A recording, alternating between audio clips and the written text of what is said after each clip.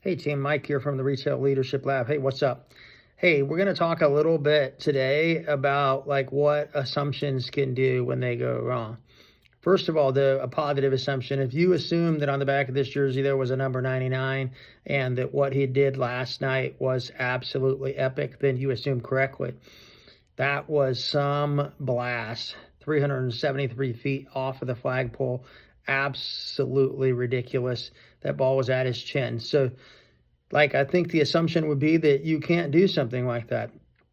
I think we all see assumptions like that happen where we just assume that something is over, assume that something is won or lost. I'll give you a great example. So I really enjoy running, and I think that if you look me up and down head to toe and you see that I'm 5'8", 210 pounds, you're probably going to say that guy doesn't look like he's ran anywhere other than to a food truck. But it's just not true. I enjoy running. I love running. I actually did 1 million steps in May of 2025.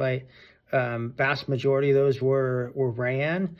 I actively get up and run 3, 5, 6, 10 miles a day, 5 days a week. I'm training for a marathon that I'll be running in Chicago this coming Sunday in 2025 on the 12th. We can make assumptions about people based on what our eyes tell us that can really get us in trouble. So a few years back, I was working in retail and big box leadership. I was moving from location to location. I was visiting with an executive at one location, and I had the same Chicago marathon coming up just 4 years back. And this person looked me up and down, and when I said I was going to run the marathon and that I'd ran marathons before, incredibly judgmental. You could see it in his eyes. And so I called him on it. And so I was like, I think that you're looking at me like I can't do this, but I think certainly there are things that make certain things easier.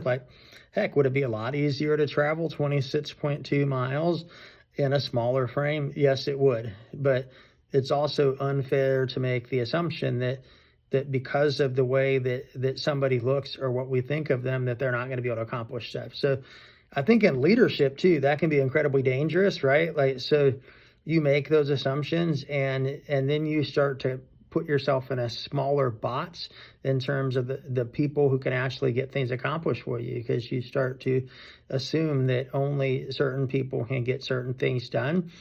And man, you're eliminating a lot of talented people, because I still think the biggest secret weapon, whether it be in retail or in sales or just in life in general, is the human spirit, and unlocking that discretionary effort inside the human spirit is huge. If you can knock another team down, like if the Yankees last night had been demoralized when they were behind 6-1, you wouldn't have seen discretionary effort, but they weren't. They had ridiculous belief that was built. Ridiculous belief is, of course, law number 3 in the 7 laws of retail leadership. So part of building ridiculous belief is assuming that anybody can do anything with the right framework and support and motivation and energy and effort. Let's think about this.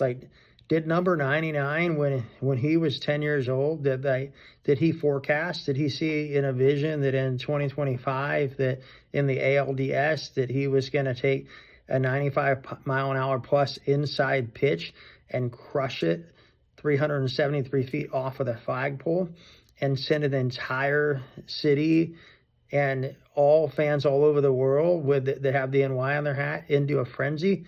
Of course he didn't. He couldn't forecast or foresee that. But what he didn't see was that he wouldn't do that. And that's the thing. So while other people can be judgmental, like the guy that I mentioned that looked me up and down inside the big box retail store and was like, what is this big boy thinking he's going to go run a marathon? That can be damaging.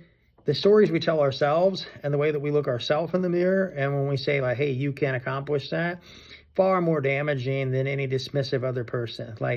Because we take our opinion really, really highly. So when you look in that mirror, you got to have that mindset, that you got to have that cool runnings mindset where I'm a bad mother, bleep, bleep, bleep, bleep, and I can absolutely do this thing, right? So like, if you expect other people to believe in you, you can't not believe in you. So it's awesome when like the Samuels of the world that believed in David before David believed in David and like lifted him up. Like that's great, and we need those people.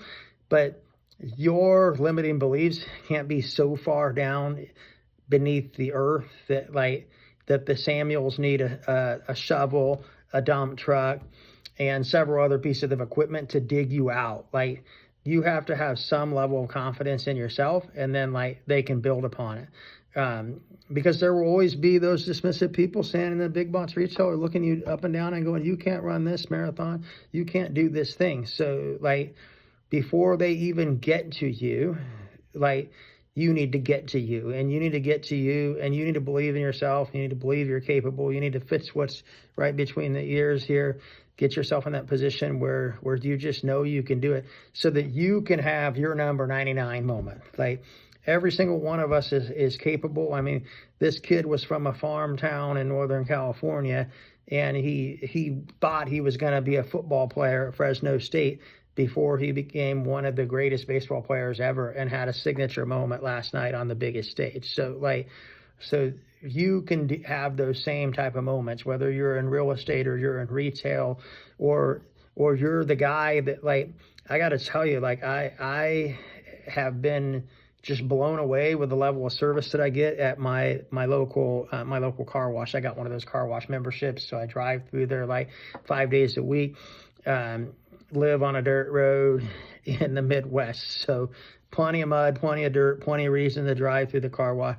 There's a guy there that takes a different level of detail. Like, so he's got the little headset on, and he can, and he's, waving me in with the hand signals, which, oh my goodness, if you don't do that right, like that's crazy, but he's really good at that. And then on top of that, he always like is willing to like slow down the rest of the line to get all the mud off of my big tires on my big truck. So like, and then over that loudspeaker, he's like, hey, have a great day, Mike. Like, and I'm sure that in their training, like they tell people spray the tires. I'm sure that in their training, they say, hey, use the customer's name. We know their name because it's stored in the system. I get all that. But he's doing all the things. Like, and the tools exist for a whole bunch of other people too, and they're not doing all the things.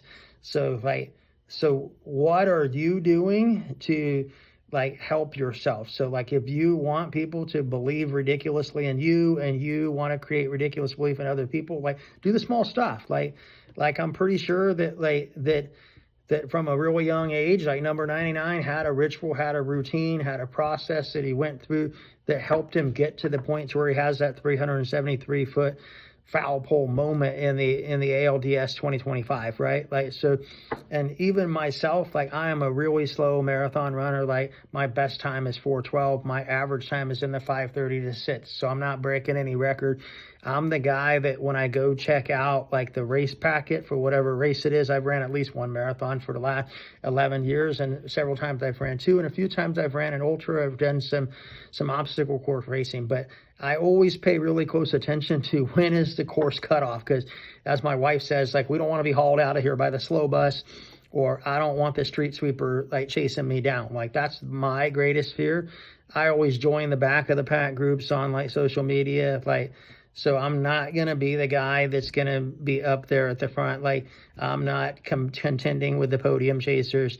I'm contending with 3x of the podium chasers number, but still getting it done, right? Like Dean Karnazes famously said when he was asked what should an average person expect to run a marathon in time-wise, and he said an average person should not expect to run a marathon, because average people don't run marathons. So don't ever consider yourself average in whatever your thing is that you're doing that other people are dismissing. Let's go out there and crush it. Everybody go have your signature number 99 moment today. Peace out.